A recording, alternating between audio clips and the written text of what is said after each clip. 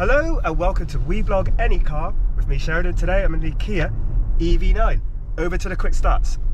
This is the new Kia EV9 GT-Line S all-wheel drive.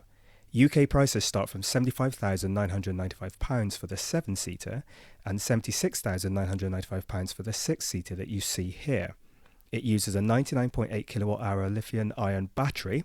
The electric motor produces 378 brake horsepower with 700 Nm of torque. 0 to 62 miles per hour only takes 5.3 seconds with a top speed of 124 miles per hour. The combined driving range is 313 miles. With a DC fast charger, you can charge from 10% to 80% in 24 minutes. So if you're looking for a 6 or 7-seater fully electric vehicle, this could be the EV for you.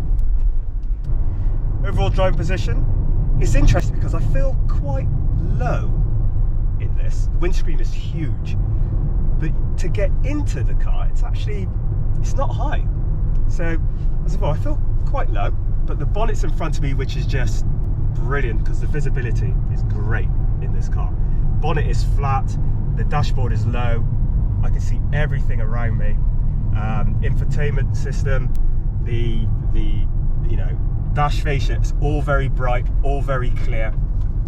Steering, I like this new steering wheel from Kia because it's, as well as having a flat bottom, it's actually got the top of it slightly flattened as well. And my hands just sit very nice and easy at a 1/4 position. The Kia logo in the centre of the steering wheel on the actual horn pad is lit. I do like that. It's a nice little glow. The steering is I'd say it's quite light. It's positive, and it's what I would want from a vehicle like this, put it that way. And the suspension, this vehicle just wafts around. It is so easy and comfortable. You can do lots of miles. I'm driving this on roads that are, some places are very good, other places not. This thing just glides over the bumps. And I don't know, because of the fact you've got so much room in the cabin as well, it's just a really nice, airy place to be. It really is.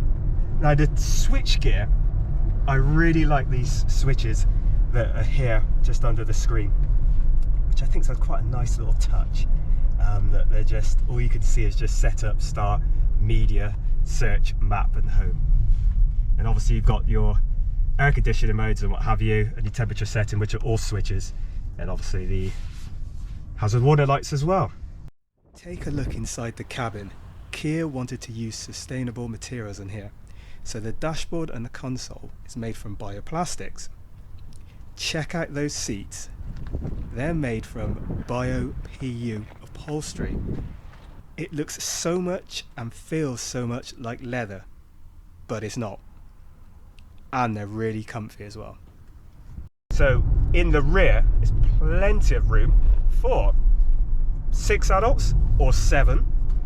There's the option, if you go for the 6-seater, he was on the wrong side of the road, but there is the option, if you go for the 6-seater, to have the middle seats actually, they swivel round, which I think is a really good idea, especially if you've got to, I don't know, say something like a child seat. No more kind of, I don't know how you could say it, twisting yourself in to make sure that your little one is secure. No need to do that. You can actually just swivel the seat round, which is very convenient. The room in the rear, ample for adults and the luggage as well. Okay, so this is the 3rd row of the seats. As you can see, my feet go right underneath. I'll just look at the room I've got just to walk through here to the 2nd row.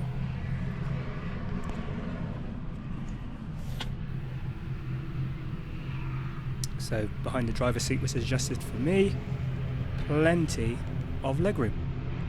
Rear boot luggage capacity is 333 litres with the seats up. In there's a little place to store the rear partial shelf, and at the front, so the frunk, there's an extra 52 litres as well of storage space. See, this is a very long vehicle. You can fit, 6 or 7 adults quite easily, and their luggage in this. But when you're driving it, in the driver's seat, you've got the bonnet, it's flat, it's long. I can see both, you know, the near side, so the left-hand side and the right-hand side edges.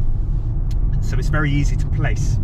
You know exactly where this car is when you're driving it. The only time I realise the actual length is when I get out and walk towards the rear, and you realise how long the body is.